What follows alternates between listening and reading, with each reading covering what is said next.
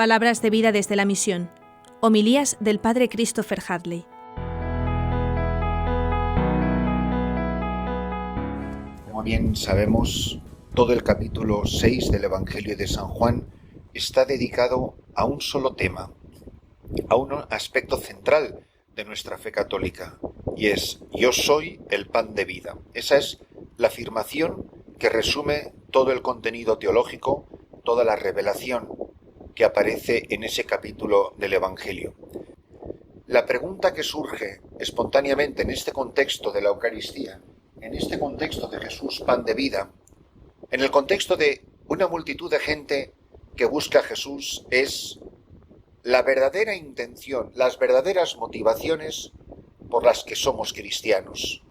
¿Qué es lo que nos mueve a ser creyentes? ¿Qué es lo que busco cuando voy a rezar? ¿Por qué participo de los sacramentos? ¿Cuál es la meta de mi vida? ¿Cuál es el motivo de dedicarme a la oración? Si nos centramos en esta última pregunta, ¿por qué la oración? Sin duda todos somos conscientes de que hay muchos modos de oración. Y es muy posible que de los diferentes modos, la alabanza, la petición, la acción de gracias, la intercesión, etc., otros modos también existen, es muy posible que la inmensísima mayoría, nos demos cuenta o no, estamos muy centrados en la oración de petición. Es un aspecto de la oración muy bonita y además es un aspecto de la oración contenida en el Padre Nuestro y a la que explícitamente Jesús nos invita, tan simple como decir: pedid y se os dará. El pan de cada día, dánosle hoy. Tantas expresiones de Jesús, tantas enseñanzas y tantas parábolas. Pero en realidad, la gente, ¿por qué buscaba a Jesús? Porque les había llenado el estómago. Y si es verdad que la oración de petición es importante en la vida del cristiano, ¿por qué no hacemos un poco de revisión, de examen de conciencia, de cuáles son los contenidos de nuestra petición? En realidad, ¿cuál es la lista, esa lista de supermercado de las cosas que pedimos? O de las cosas que pedimos para otros, que puede ser lo mismo, oración de petición en forma de intercesión. ¿Cuál es el contenido? Y mirad, nos llamará mucho la atención como a lo mejor Jesús también se debería de quejar de nosotros y de nuestros motivos espurios de buscarle a Él, pero buscarle por motivos equivocados. La famosa frase, el famoso verso: ¿qué tengo yo que mi amistad procuras? O como dicen en algún país, por el interés te quiero, Andrés. ¿Yo por qué busco a Jesús? La gente, ¿por qué reza tanto en los hospitales, en las cárceles, en los momentos de angustia, de problemas y de preocupación? ¿Por qué? La gente, ¿por qué reza tanto en momentos de desgracia, de turbación, de cataclismo, en momentos de zozobra, en momentos difíciles de justicia, de política, en tiempos de guerra, de violencia, de incertidumbre, de enfermedad? Y Jesús se queja. La gente le busca afanosamente.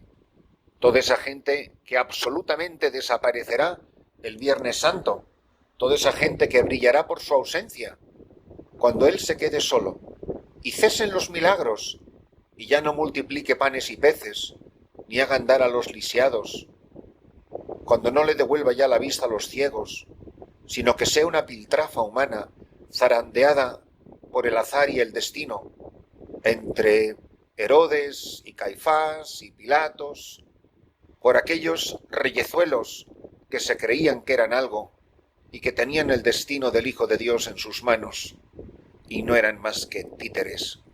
Aquí Jesús se queja porque la gente va buscando a aquel que les ha saciado el estómago, porque no han entendido el signo.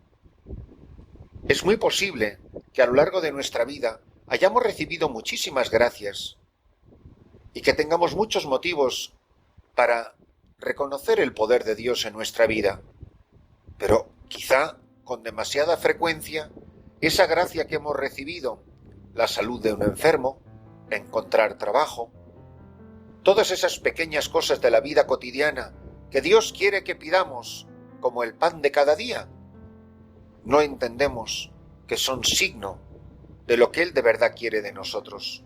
Yo lo que quiero que creáis es en el que Él ha enviado. Esta es la obra de Dios, que creáis en mí. Por eso deberíamos de examinar nuestros motivos de oración. Yo recuerdo cuando era joven sacerdote y trabajaba en el Centro Carismático Católico Hispano de la Renovación Carismática en la ciudad de Nueva York durante 5 años. Me acuerdo que en algunas ocasiones se organizaban desde esa oficina unas supermisas de sanación multitudinarias, tan multitudinarias que no había iglesia en la ciudad de Nueva York que pudiera remotamente albergar a todo el que quería participar. Y había varios sacerdotes con supuesto don de sanación. Yo ni afirmo ni niego, ni emito un juicio sobre ellos, ni mucho menos. No es este el objetivo de esta homilía, pero que eran las superestrellas del momento.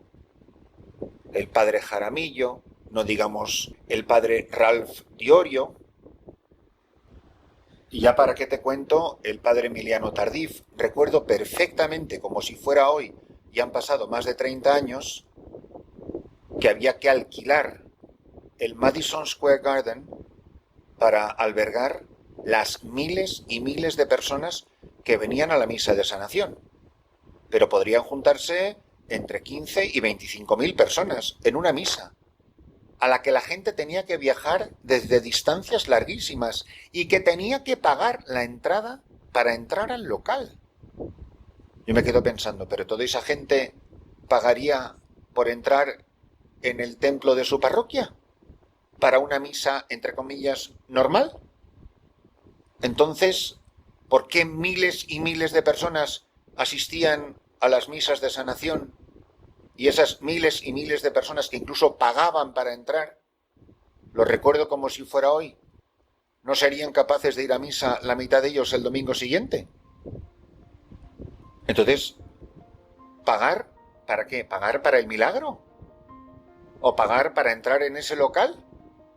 ¿Por qué? Porque a esa persona lo que le importaba era la sanación, ni la santidad, ni la conversión, ni Jesucristo pan de vida, porque si le importara tanto, y lo más importante, que es lo que quiere destacar el pasaje evangélico, no me busques porque has visto un milagro, que es multiplicar panes y peces, o en el caso de esos superestrellas sanadores, levantar a una persona de una silla de ruedas. Pero a mí qué me importa que una persona se levante de una silla de ruedas si a lo mejor se va a morir en pecado mortal. Entonces, si la gente no es capaz de entender, que me parece maravilloso, y por supuesto que el Señor seguirá sanando hoy como sanaba entonces, pero es que la gente hoy sigue sin entender nada de por qué Jesús sanaba. La prueba es que cuando dejó de sanar, la gente dejó de seguir a Jesús. Cuando ya no multiplicaba panes y peces y no le daba la vista a los ciegos, se quedó la Virgen, San Juan y 3 mujeres más. Y allí desapareció hasta el apuntador. Pero cuando era el Jesús milagrero, lo seguía todo el mundo. Pero no nos pasa lo mismo hoy. Y no me refiero ni a la renovación carismática ni a los que iban buscando. Es que nos pasa a ti y a mí, en las cosas de la vida de cada día. Tú, la pregunta que hace Jesús hoy es: ¿tú por qué me buscas? ¿Tú qué quieres de mí? ¿Tú para qué te parece que yo he hecho caminar a un cojo? ¿Para qué crees que le he dado la vista a un ciego? ¿Porque quiero que desaparezca la ceguera del mundo? No, para que entiendas que yo soy la luz del mundo. ¿Para qué he hecho andar a este paralítico que me habéis bajado por el techo? Para que creáis que el Señor tiene poder para perdonar los pecados. ¿Pero de qué te sirve levantarte de la silla de ruedas si luego no vas derecho a un confesionario? ¿De qué te sirve comer panes y peces si después no vas a misa ni vas a adorarlo en la Eucaristía?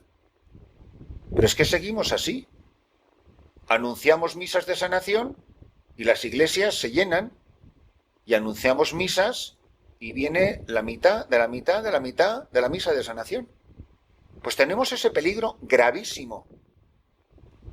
Y esto nadie puede discutir que tengo razón, porque yo he trabajado ahí, yo lo he visto con mis ojos y conozco a los sacerdotes de los que he hablado. Y con esto ni juzgo su santidad, ni la veracidad o no veracidad de los signos y milagros que supuestamente hacían. Yo, mientras no los apruebe la Iglesia, no les daré la mayor credibilidad. Lo que verdaderamente importa, es lo que le importa a Jesús en el Evangelio hoy, es que creáis que yo soy el pan de vida que ha bajado del cielo, que creáis en el que Él ha enviado, la conversión de vuestro corazón, el perdón de vuestros pecados, con el estómago lleno o con el estómago vacío, en silla de ruedas o caminando por tu propio pie, te puedes ir al cielo o al infierno. Si no crees que Jesús es el pan de vida y pones a Jesús en la Eucaristía en el centro de tu vida.